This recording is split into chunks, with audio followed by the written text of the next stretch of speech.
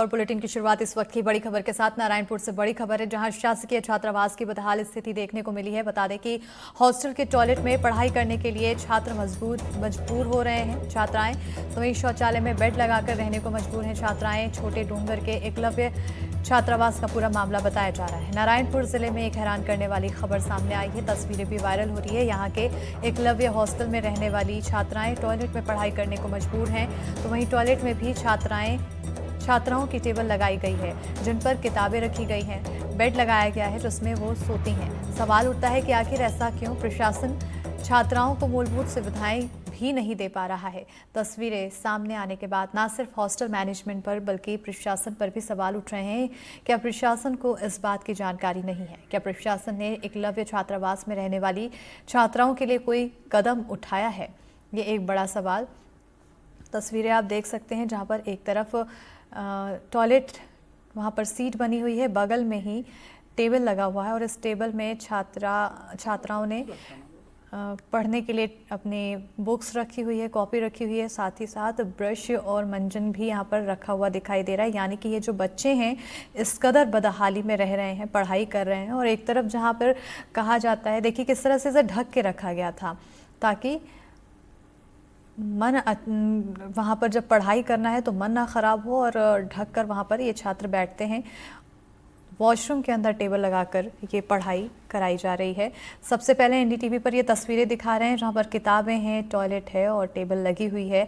इन तस्वीरों को देखने के बाद जहाँ दावे किए जाते हैं कि हर एक छात्र को शिक्षा प्रदान करने की योजना है, लेकिन जब धरातल पर तस्वीरें देखने को मिलती है तो कहीं ना कहीं प्रशासन विफल हो जाता है।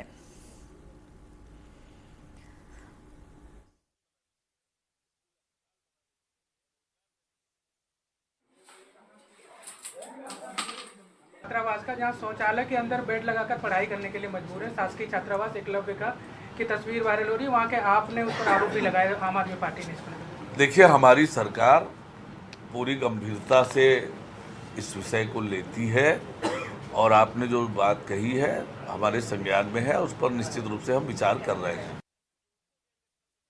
तो देखा आपने, यहाँ पर विचार करने की बात कहते हुए नजर आए, लेकिन जिस तरह से जो बदहाली की तस्वीरें देखने को मिली है, ये कहीं ना कहीं प्रशासन के कार्य योजना पर सवालिया निशान खड़े करते हैं। क्योंकि इस तरह की स्थिति में आखिर प्रशासन ने क्या कुछ सुध लिया, ये बड़ा सवाल बनता है। और इसी पर हमारे साथ सहयोगी नीलेश त्रिपाठी जुड़ चुके हैं। सीधा रुख करेंगे अपने सहयोगी की ओर। नीलेश, तस्वीरें काफ़ी हैरान करने वाली है और आज के समय में भी इस तरह की स्थिति, यानी कि छात्रों को पढ़ाई की जगह जब बदहाली का सामना करना पड़े तो आगे का भविष्य क्या होगा, ये बड़ा सवाल होता है। बिल्कुल, देखिए अस्मिता, ये वो छात्रावास है जो एक विशेष योजना के तहत संचालित किया जा रहा है, जो आदिवासी इलाकों में वहाँ की जो बालिकाएं हैं उनके लिए विशेष सुविधा दिया जाए, ताकि वो पढ़ाई में जो शहरी इलाके हैं, जो डेवलप्ड विकसित क्षेत्र हैं, वहाँ के बच्चों के बराबरी पर आ पाएँ, इस मंशा के साथ, और आदिवासी छात्राओं को बेहतर सुविधाएँ मिल जाए, इस मंशा के साथ उस योजना की शुरुआत केंद्र सरकार ने बड़ी अच्छे नियत के साथ की है। लेकिन उस पर किस तरह से पलीता वहाँ पे स्थानीय प्रशासन और प्रबंधन लगा रहा है, उसकी ये नमूना है। और ये अपनी तरफ से मेरे को लगता है कि मुझे ऐसा ख्याल नहीं आता कि देश भर में कभी ऐसी तस्वीरें कुछ आई हों जिसमें शौचालय के अंदर बेड लगाकर छात्राएं पढ़ने के लिए या वहाँ उससे रहने के लिए मजबूर हो रही हों। ये अपने आप में एक बड़ा ही अलग तरह का मामला है और बड़ा गंभीर मामला है। और सिर्फ इतना ही नहीं, इस छात्रावास में जहाँ पर एकलव्य योजना के तहत जो छात्रावास चलाए जा रहे हैं, जहाँ पर बच्चों को विशेष सुविधा, खासकर ट्राइबल बच्चों के लिए है ये सुविधा, वहाँ पर कुछ और भी तस्वीरें आई हैं जो हम शेयर नहीं कर सकते स्क्रीन पे। कुछ बच्चों के, एक बच्चे की तस्वीर मेरे पास आई जो क्लास 6 का बच्चा है, उसके इंटीमेटेड एरिया में इतने सारे बीमारियों का ग्रसित और उससे कुछ इन्फेक्शन से जो बीमारियां आती हैं उसकी तस्वीरें हैं कि अगर समय रहते संज्ञान न लिया जाए तो हो सकता है उसे बहुत ही और गंभीर बीमारी, जानलेवा बीमारी हो जाए। वैसी तस्वीरें भी आ रही हैं। इसके अलावा ये भी कहा जा रहा है कि इस यहाँ पर नहाने के लिए जो बच्चियां हैं, जो छात्राएं हैं, उनको नहाने के लिए बाहर जाना पड़ता है, क्योंकि कई बार पानी और अन्य सुविधाएं जो है वो उपलब्ध नहीं हो पा रही हैं। बड़ा ही गंभीर मामला। और उससे भी गंभीर बात यह है अस्मिता कि डिप्टी सीएम अरुण साव से जब हमने ये सवाल किया तो जरूर उन्होंने कहा कि हमारे संज्ञान में है और इसमें हम गंभीरता से कार्रवाई करेंगे। लेकिन इसी मामले में जब नारायणपुर के कलेक्टर विपिन मांझी से मैंने बातचीत करने की कोशिश की, उनको कॉल किया तो पहले तो उनका कॉल रिसीव नहीं हुआ। फिर मैंने एक मैसेज ड्रॉप किया, उसमें लिखा कि आपके ज़िले में एक छात्रावास जो एकलव्य का है वहाँ की ऐसी तस्वीरें सामने आ रही हैं, इसमें प्रशासन क्या कर रहा है या क्या उसका पक्ष है, क्योंकि कई बार ये आरोप लगते हैं कि तस्वीरें जो हैं वो एडिटेड हैं, वायरल हैं, यहाँ की नहीं है या ऐसी व्यवस्था नहीं थी, उसको जबरदस्ती बढ़ा चढ़ा के दिखाया गया, ऐसे तमाम आरोप लगते हैं। तो हमने इसकी भी पुष्टि करनी चाहिए और वहाँ के जो जिले के जिसको मुखिया कहा जाते हैं कलेक्टर, हमने उनसे बातचीत करने की कोशिश की। जब मैसेज ड्रॉप किया तो फिर उसके बाद एक बार उनका कॉल रिसीव हुआ। जब मैंने ये बात उनसे रखी कि ऐसी ऐसी तस्वीरें वायरल हो रही हैं, तब उनका ये कहते हुए कॉल कट गया कि मेरे आवाज़ नहीं आ रही है, आवाज़ नहीं आ रही है। फिर उसके बाद जब मैंने लगातार 4 से 5 बार और कॉल किया कि भाई हो सकता है आवाज़ नहीं आ रही हो, नेटवर्क का कुछ इशू हो, लेकिन अभी तक इसमें कोई कॉल रिसीव नहीं आया, ना ही मैसेज का कोई लिखित में नीलेश, जवाब आया। प्रशासन को तो ना आवाज आ रही है, यानी कि ना सुनाई दे रहा है ना दिखाई दे रहा है, और जिसके चलते ये तस्वीरें सामने आई है। अब आखिर शासन स्तर पर क्या कुछ कार्रवाई यहाँ पर की जानी है या फिर क्या कुछ संज्ञान लिया गया है? देखिए, ये जो इलाका है अस्मिता, जहाँ की ये तस्वीरें आ रही हैं, वो अपने आप में ये कहा जा रहा है कि जो टीम वहाँ पर गई थी या जो बच्चों से बातचीत हुई है कि ये स्थिति आज की नहीं है।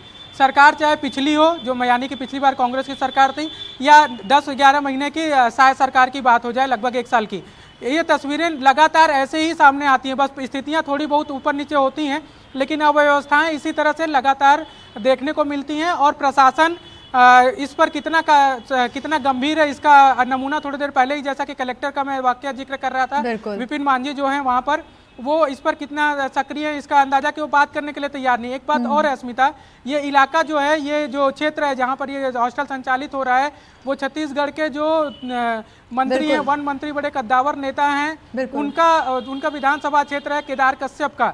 ऐसी जगह पर जहाँ पर खुद सरकार के इतने बड़े मंत्री रह रहे हों, वैसी जगह पर भी अगर ऐसी तस्वीरें सामने आती है तो कहीं ना कहीं खासतौर पर ये सोचने वाली बात है, सोचने वाला विषय है कि आखिर प्रशासन स्तर पर क्या कुछ कार्य किया जा रहा है। हॉस्टल इंचार्ज की बाइट सामने आई है, क्या कुछ कह रहे हैं हॉस्टल इंचार्ज, नीलेश सुनाते हैं।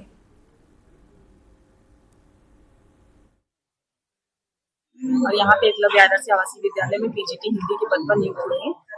यहाँ पर सर जब से हम लोग आए हैं, बच्चों को रहने के लिए कमरे नहीं है और शौचालय जो है भर चुका है, उसको कितनी बार कहा गया है लेकिन अभी तक वो सही नहीं हो रहा। इसके कारण जो है हमारी बच्चियां बाहर नहा रही हैं, कैंपस से बाहर नहा रही हैं, और कभी कभी पानी नहीं होता है तो बच्चियां बाहर तक जाती हैं पानी लाने के लिए, और ठंड पड़ रही है, उनको अभी तक ब्लैंकेट नहीं मिला है और बेडशीट नहीं मिला है। यही सारी समस्या है हमारे स्कूल में। सर अधीक्षिका द्वारा बताया गया है कि उन्होंने एसी ऑफिस में जमा किया है, एप्लीकेशन दिया है, लेकिन अभी तक सब कुछ मिला नहीं। तो नीलेश, हम यहाँ पर सुनाते हुए नजर आए कि किस तरह से हॉस्टल इंचार्ज ने बताया कि ना ही कंबल मिल पा रहे हैं, ना ही उन्हें वॉशरूम ठीक से मिल पा रहा है, नहाने के लिए बच्चियों को बाहर जाना पड़ता है, यानी कि मूलभूत सुविधाएं से वंचित यहाँ पर छात्र हैं। आखिर वो कैसे पढ़ेंगे, कैसे बढ़ेंगे?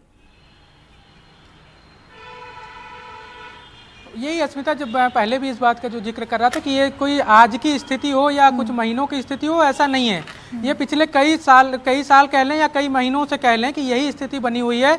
ये शौचालय की तस्वीर अपने आप में जरूर एक अलग तस्वीर हो सकती है कि शौचालय में रहकर पढ़ाई कर रहे हैं बच्चे, ये तो अपने आप में एक गंभीर मसला है ही, लेकिन इसके अलावा वहाँ पर जो मूलभूत सुविधाएं छात्राओं को या बच्चों को मिलना चाहिए वो भी कितने नहीं मिल रहे हैं। जैसा कि मैंने पहले भी बताया था कि नहाने के लिए बच्चियों को पानी नहीं मिल पाता, कई बार हॉस्टल परिसर जो है उससे बाहर जाना पड़ता है, उनकी सुरक्षा व्यवस्था पर सवाल उठता है। इसके अलावा ठंड का मौसम है, कंबल या गर्म कोई ऐसा जिसको ओढ़कर वो सो पाए, गर्म कपड़ों की बात हो वो नहीं मिल पा रहा है। इसके अलावा एक छात्र की, जैसा कि मैंने पहले जिक्र किया था, 6वीं का छात्र है, उसकी एक तस्वीर वायरल हो रही है जिसमें इंटीमेटेड एरिया जो है उसके वहाँ पर बहुत इन्फेक्शन है और वो गंभीर बीमारी को न्योता दे रहे हैं और उससे भी उस समस्या से ग्रसित है। उसकी भी अपनी जो, यानी कि वहाँ की देखभाल किस तरह से बच्चों की जा रही है, इसकी ये प्रमाण है कि आप एक अच्छी योजना के तहत दावा तो जरूर किया जाता है कि बिल्कुल नीलेश, कहीं ना कहीं दावे तो जरूर किए जा रहे हैं, योजनाएं तो जरूर बनाई जा रही हैं, लेकिन धरातल की तस्वीरें कुछ इस तरह से, और जैसा कि आप कहते हुए नजर आए कि ऐसा पहली बार नहीं है, कई बार होता हुआ नजर आया है। ऐसे में अब पहली बार नहीं, कई बार जवाब भी प्रशासन की टीम देते हुए नजर आ रही है, और अब क्या जवाब आएगा इस पर भी नजर बनी रहेगी। बहुत शुक्रिया नीलेश तमाम जानकारी देने के लिए।